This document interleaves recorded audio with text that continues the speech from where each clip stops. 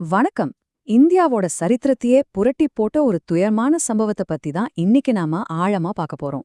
ஜாலியன்வாலா பாக் படுகொலை ஒரு தேசத்தோட தலைவிதியே மாத்தி எழுதின ஒரு நிகழ்வு. வாங்க இத பத்தி விரிவா பார்க்கலாம்.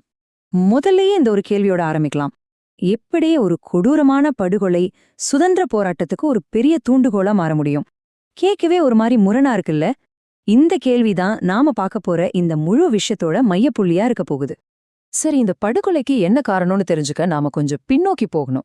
அதாவது முதல் உலகப் போருக்கு பிறகான அந்த காலகட்டத்துக்கு. அப்போ பிரிட்டிஷ் அரசு இந்தியர்களுக்கு நிறைய வாக்குறுதியெல்லாம் கொடுத்திருந்தாங்க. ஆனா எதையும் நிறைவேற்றல. அதனால நாடு முழுக்க ஒரு பெரிய ஏமாற்றமும் பதட்டமும் இருந்துச்சு. இதுதான் அங்கங்க பெரிய போராட்டங்களுக்கு காரணமா அமைஞ்சது. இந்த மாதிரி ஒரு பதட்டமான சூழல்ல தான் பிரிட்டிஷ் அரசாங்கம் ரவுலட் சட்டத்தை கொண்டு வராங்க. இந்த சட்டம் மக்களுக்கு கிடைச்சிருந்த கொஞ்ச நஞ்ச உரிமையும் பறிக்கிற மாதிரி இருந்துச்சு. ஏன்னா சிம்பிளா சொல்லணும்னா எந்த கேள்வியும் கேட்காம விசாரணை இல்லாம யார வேணாலும் தூக்கி உள்ள வைக்கலான்னு இந்த சட்டம் சொல்லுச்சு. இதுக்கப்புறம் மக்கள் சும்மா இருப்பாங்களா? நாடு முழுக்க பெரிய போராட்டங்கள் வெடிச்சது. இந்த ரவுலட் சட்டத்துக்கு எதிரா நாடு முழுக்க போராட்டங்கள் தீயா பரவ ஆரம்பிச்சது. அப்படி ஒரு சூழல்ல தான் அமிர்த்சரஸ்ல அந்த கொடூரமான நாள் விடிஞ்சது.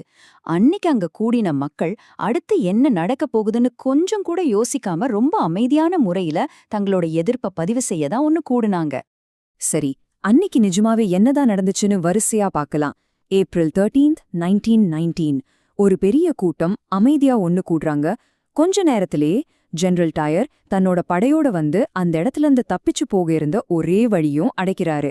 அப்புறம் எந்த ஒரு எச்சரிக்கையும் இல்ல.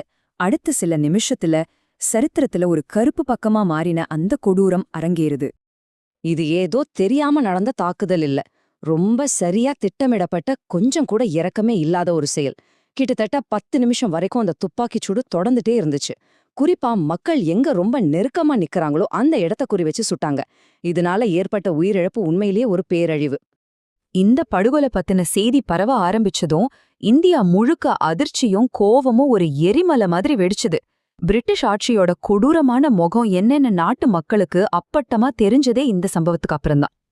சரி, மக்களோட கோபம் இதோட நிக்கல. பிரிட்டிஷ் அரசாங்கம் சொன்ன கணக்குக்கும் உண்மையில நடந்த உயிரிழப்புக்கும் நடுல ஒரு பெரிய மலை மாதிரி வித்தியாசம் இருந்துச்சு. அவங்க என்ன சொன்னாங்க தெரியுமா? கொஞ்சம் பேர் தான், ஒரு சில 100 பேர் தான் இறந்தாங்கன்னு. ஆனா உண்மையில 1000க்கும் மேற்பட்ட மக்கள் செத்து போயிருக்கலான்னு சொல்லப்படுது. இந்த மாதிரி உண்மைய மூடி மறைச்சது மக்களோட கோவத்தை இன்னும் அதிகமாக்கிடுச்சு.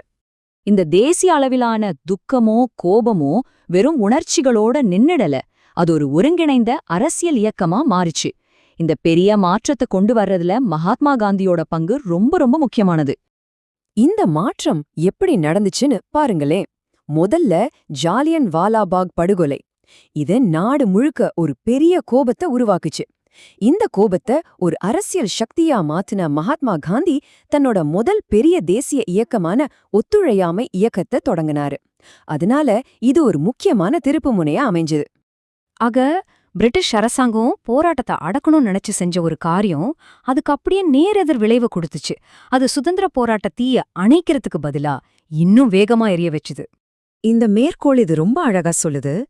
இந்த இருண்ட சம்பவம் இந்திய மக்களை பிரிக்காம பிரிட்டிஷ் ஆட்சியை எப்படியாவது முடிவுக்கு கொண்டு வரணுங்கிற ஒரே நோக்கத்தோட அவங்கள ஒன்னு சேர்த்துச்சு. சரி, இதுவரைக்கும் நம்ம பார்த்த விஷயங்களை ஒரு சின்ன சுருக்கமா பார்த்துடலாம். ரவுலட் சட்டத்துக்கு எதிராக நடந்த ஒரு அமைதி போராட்டம் ஒரு கொடூரமான படுகொலையில முடிஞ்சது. ஆனா இந்த அடக்குமுறை இந்திய மக்களை பிரிக்கல, அதுக்கு பதிலா சுதந்திர போராட்டத்துக்காக அவங்கள ஒன்னு சேர்த்துச்சு. அதனால இது வெறும் ஒரு சோகமான நிகழ்வு மட்டும் இல்ல, ஒரு தேசத்தோட மன உறுதியை அதிகமாக்கின ஒரு வரலாற்று திருப்புமுனை.